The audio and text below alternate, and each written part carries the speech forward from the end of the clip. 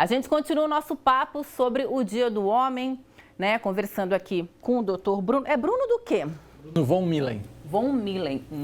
Bruno von Millen. Doutor, vamos falar agora sobre um assunto que eu acho bem importante, né? Já que tu trabalha no consultório, atende homens.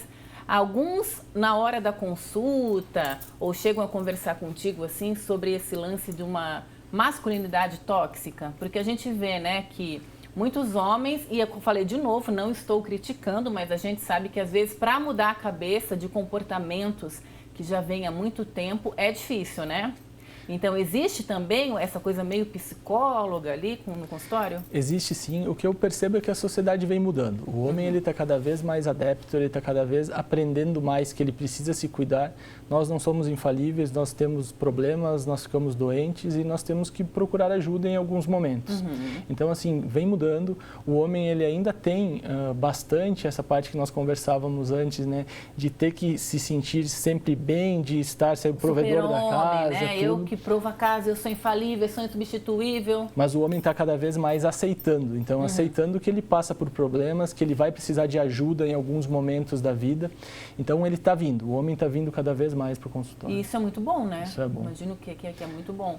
Uma pesquisa do Instituto Nacional do Câncer diz que os homens vivem, em média, 7 anos a menos do que as mulheres. Isso tem a ver também com essa coisa de querer carregar o mundo nas costas, eu vou, eu faço, eu aconteço, descuidar da saúde e quando vai se dar conta não dá mais tempo? Então, nós estamos atrás das mulheres ainda, né? As mulheres, elas são ensinadas desde novas a ir ao médico. Então, assim, a menina é levada ao ginecologista quando é bem jovem, pequena, e ela vai tendo essa cultura. O homem, nós temos uma campanha, inclusive, na Sociedade Brasileira de Urologia, que é para trazer o adolescente homem para o consultório do urologista. Para ele ter esse acompanhamento, para ele aprender a vir ao consultório. Então, isso vem mudando também. O homem, ele está sentindo a necessidade de ser, né, consultado, de ser avaliado, e o homem está buscando qualidade de vida. Então, isso é uma coisa que vem mudando. Mas nós ainda estamos muito atrás das mulheres, a gente tem essa expectativa de vida menor do que as mulheres, porque também a gente se cuida um pouco menos, mas nós temos hábitos que eles são mais nocivos do que as mulheres. Então, nós ainda temos um tabagismo em índices maiores em homem, isso repercute. Os homens ainda morrem muito mais em acidentes de trânsito do que mulheres, isso repercute. Então, é um somatório de fatores. Todos esses fatores que eu citei, eles contribuem para essa diferença de 7 anos na expectativa de vida entre homens e mulheres. Vamos aproveitar aqui agora, então, a gente tem 2 perguntas, 3 na verdade, 2 sobre o mesmo assunto. Olá, doutor, tenho 25 anos e não consigo ter ereção com a minha namorada. Isso seria alguma doença grave? Qual caminho devo seguir? Uma pergunta bem interessante porque ela reflete o que acontece com muitos homens. Então, assim, 25 anos é uma idade bastante jovem. A grande maioria desses pacientes, né, em idade jovem tem uma causa de disfunção erétil psicogênica.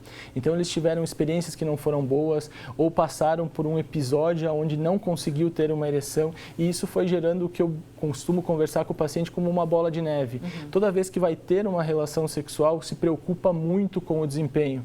E isso faz com que o desempenho não seja algo satisfatório. Esquece de aproveitar. O sexo não tem que ser algo mecânico, o sexo tem que ser algo que ele seja curtido no processo.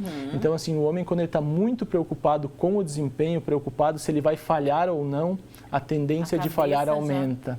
Exatamente. E tem uma outra aqui, ó. Meu esposo tem 62 anos e não tem mais ereção. Por quê? Então, 62 anos já muda um pouco a nossa conversa inicial, é outro perfil de paciente. Nós temos que avaliar as doenças que esse homem tem. Então, pressão alta, diabetes, doenças, homens que foram tratados para câncer de próstata. Então, todos esses fatores, eles podem se somar e fazer com que um homem de 62 anos não tenha mais uma ereção satisfatória.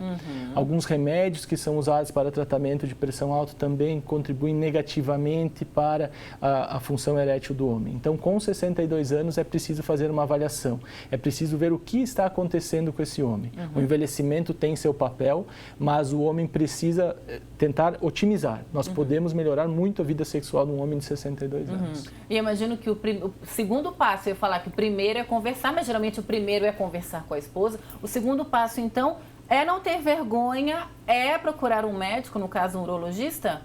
Ou antes um psicólogo e depois um urologista? Para ter uma ideia da importância da tua colocação, saiu um trabalho agora bem recente na Europa mostrando que 80% dos homens que têm alguma disfunção sexual, eles não procuram o urologista ou um médico para conversar. E a Europa, os países da Europa são conhecidos pelos homens serem um pouco mais abertos, eles falarem um pouco mais.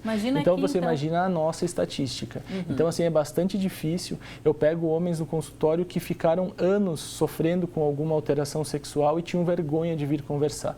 Então é bem importante, a conversa é uma conversa franca, a gente elenca quais são os problemas e nós vamos tentando corrigir e melhorar um a um. Vale lembrar que quando você vai ao médico, né, você não está conversando com um amigo, porque muitas vezes você tem vergonha de conversar com um amigo, porque ainda mais sobre esse assunto, você está indo falar com um profissional que estudou sobre aquilo, então ele está ali para te ajudar a resolver seu problema, né, doutor? E para a gente acabar, tem uma aqui, ó. Meu esposo fez o exame de sangue, o PSA total é 3,85, o que ele deve fazer? Então, isso depende muito da idade. 3,85 ele está ainda dentro do que a gente caracteriza como normal, que é até 4. Mas é muito importante ver como esse PSA se elevou. Se o PSA um ano atrás era de 1 e agora está em 3,85, isso preocupa. A elevação de um ano para o outro não deve ser superior a 0,75. Então, o número sozinho, ele não nos diz tanto. Nós precisamos avaliar melhor e ver como está indo a evolução desse PSA. Entendi. Bem, eu tenho muito que te agradecer pela disponibilidade de estar aqui hoje. Foi muito bem recomendado ontem pela doutora. Muito obrigada, doutor. Parabéns pelo seu dia. Obrigado. Tá? E vamos aqui falar para todo mundo. Então, gente, se você é homem, primeira coisa, não tenha vergonha de falar, né, sobre os seus sentimentos, sobre as coisas que você vem sentindo. E em caso de dúvida, conversou em casa ou conversou com alguém, não conseguiu resolver, procure o seu médico. Ninguém tem que ter vergonha, né? Se a gente quer viver bastante aí com filhos, esposa e tudo mais, tem que correr atrás. Muito obrigada, doutor Bruno. Muito obrigado a vocês. Espero recebê-lo outras vezes aqui. Foi um grande prazer conversar aqui com a equipe. É o papel nosso de formadores de opinião trazer essas informações e fazer com que o homem se cuide cada vez mais. Muito obrigada. Obrigado a você.